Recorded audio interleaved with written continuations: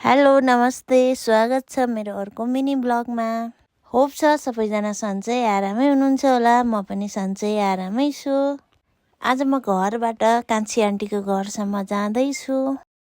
हामी चाहिँ यहाँ सुकेआल आइपुग्यौँ साथीहरू। यहाँ चाहिँ सानो पसल रहेछ अनि यहाँ पसलमा चाहिँ स्थानीय आमाहरू केही किनमेल गर्दै हुनुहुन्थ्यो अनि हामी चाहिँ अघि बढ्यौँ।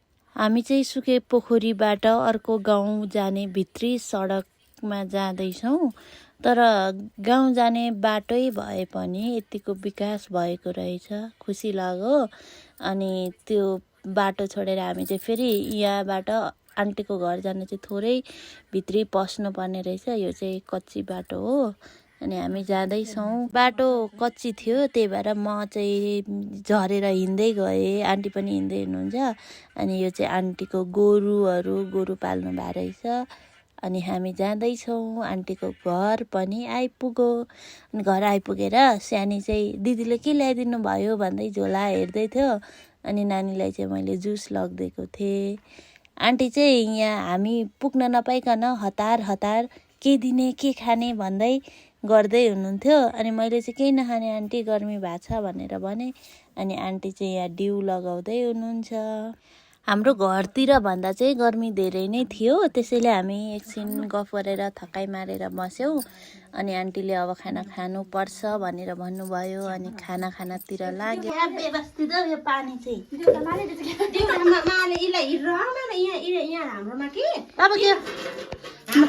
भनेको कि छैन केही पनि खाँदैन। यो मासु खाने बित्तिकै दुखिहाल्छ।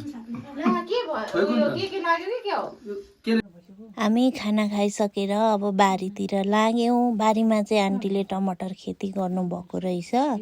टमाटर खेती चाहिँ माथिसम्म रहेछ अनि यहाँ पनि राम्रै खेती रहेछ। अनि दिदी र म आन्टी टमाटर टिप्नतिर लाग्यौँ। अनि म चाहिँ यहाँ भिडियो गर्दैछु, आन्टी र दिदी चाहिँ टमाटर टिप्दै हुनुहुन्छ। म चाहिँ भिडियो खिच्दै यताउता हेर्दै थिएँ। टमाटर चाहिँ एकदमै राम्रो फल लागेको छ। टमाटर टिपिसकेर हामी घर फर्क्यौँ। घर फर्किँदाखेरि हामी चाहिँ सुकेआलमा यो भिडियो लिएको। छिन्ताङ जान चाहिँ यहाँबाट ठ्याक्कै 12 किलोमिटर पर्छ भने हिले जानलाई 10 किलोमिटर पर्ने रहेछ। अनि हामी यहाँ एकछिन बस्यौँ, फोटो लियौँ। हुस्सु लागेको भएर वरिपरि खासै राम्रो दृश्य देख्न सकिएन, त्यसैले हामी फर्क्यौँ। फर्किँदै गर्दाखेरि यो उत्तरपानीमा रहेको सीताके च्याउको सेकुवा खान जाने सल्लाह भयो। अनि हामी यो सीताके च्याउको सेकुवा पाउने सेकुवा कर्नरमा पस्यौँ। अनि हामीले सेकुवा पनि अर्डर गऱ्यौँ। हामी सेकुवा अर्डर गरेर बसिरहेको थियौँ। हाम्रो सेकुवा पनि आयो।